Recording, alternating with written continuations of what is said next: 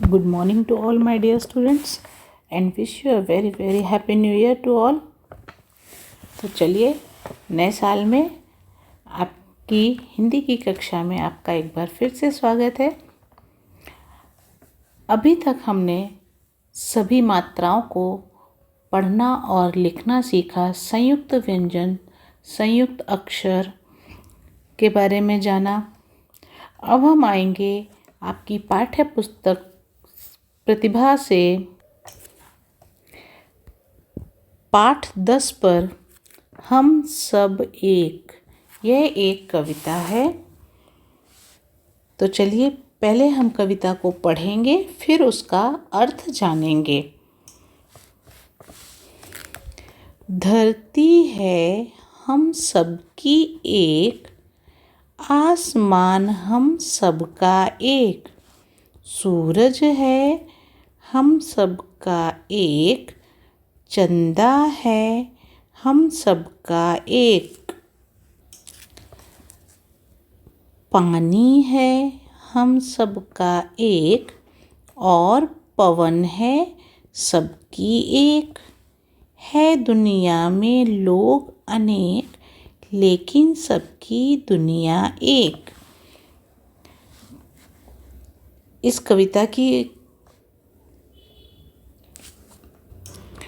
कविता के माध्यम से कवि ने हमें बताया है कि धरती, आसमान, सूरज, चंदा, पानी और हवा हम सब के लिए एक है। ये सभी चीज़ें छोटे बड़े, अमीर गरीब या फिर हिंदू मुस्लिम, धर्म, जात पात आदि का कोई भेदभाव नहीं करती हैं। ये हम सब के लिए एक हैं, क्योंकि हिंदुओं के लिए हवा अलग से नहीं होती है, या किसी दूसरे धर्म के लिए हवा अलग नहीं होती है, आसमान अलग नहीं है, धरती अलग नहीं है। तो ये सभी हम सब के लिए एक ही हैं। इतनी बड़ी दुनिया है जिसमें अनेकों लोग रहते हैं, लेकिन ये दुनिया सब के लिए एक है। इसीलिए हमें आपस में सभी के साथ प्रेम से और मिलजुल कर रहना चाहिए, क्योंकि हम सब एक हैं।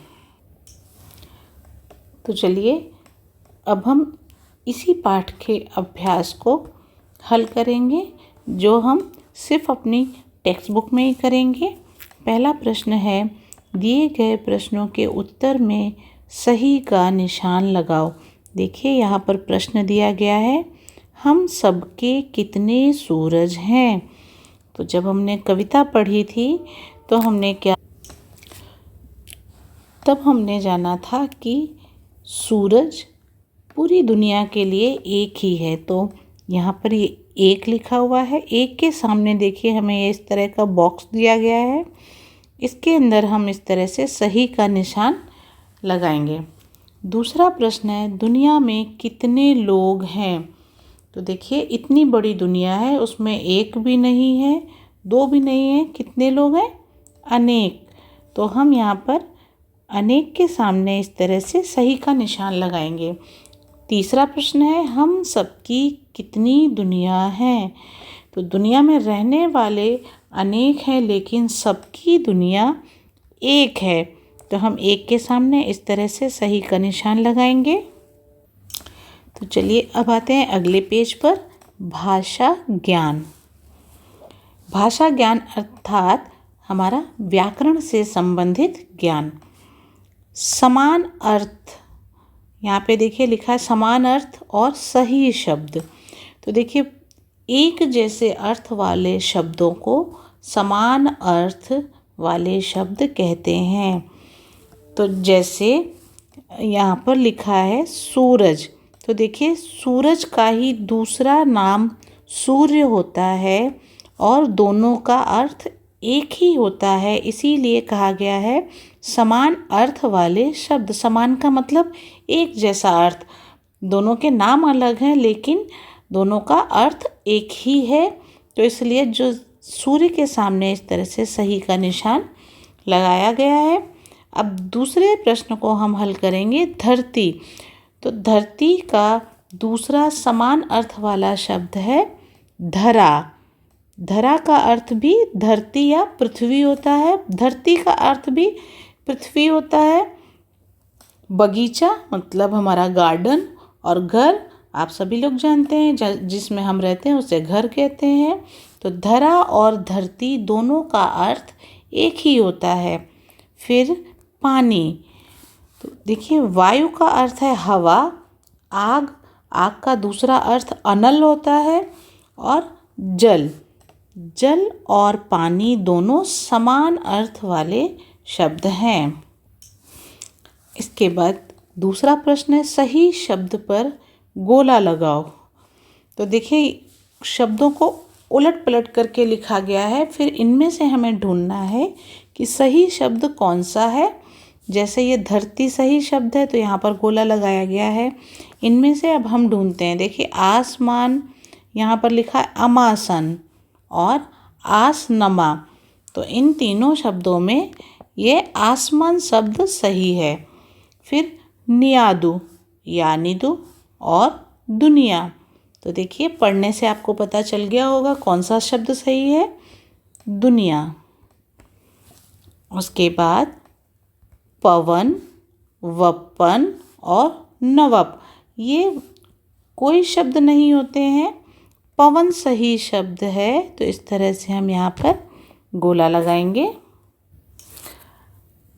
इसके बाद ये प्रश्न बातचीत पर आधारित है। बातचीत को पढ़ो और आगे बढ़ाओ। देखिए दो लोग आपस में बात कर रहे हैं। कौन दो लोग? शीनू और मैडम, ये दोनों आपस में बात कर रहे हैं।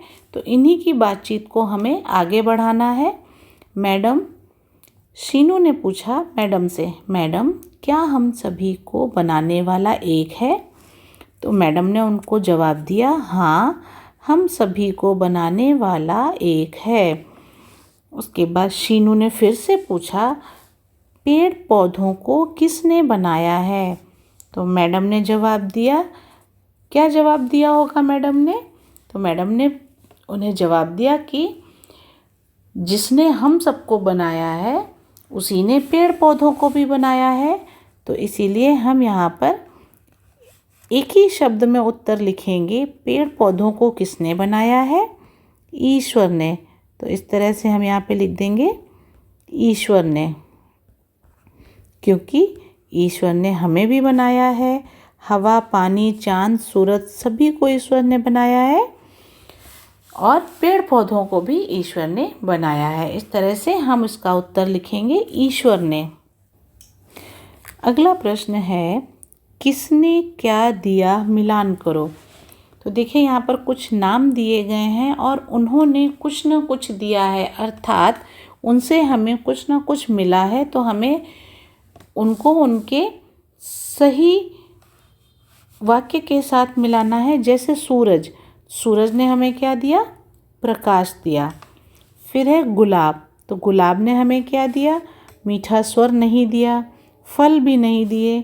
खुशबू दी, तो गुलाब ने हमें खुशबू दी। उसके बाद अगला शब्द है कोयल।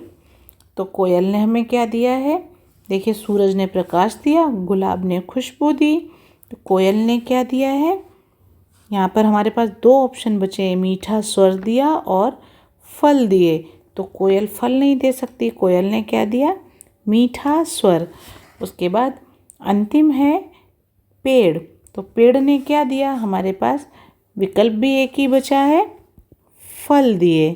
तो इस तरह से हम मिलाएंगे कि किसने हमको क्या दिया। तो मेरे प्यारे विद्यार्थियों, आज के पाठ में बस इतना ही।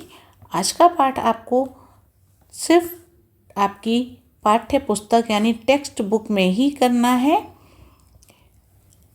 आगे का जो भी लिखित कार्य है हम नोटबुक में करेंगे। परंतु आज की कक्षा में बस इतना ही। तब तक के लिए स्वस्थ रहिए और सुरक्षित रहिए। धन्यवाद।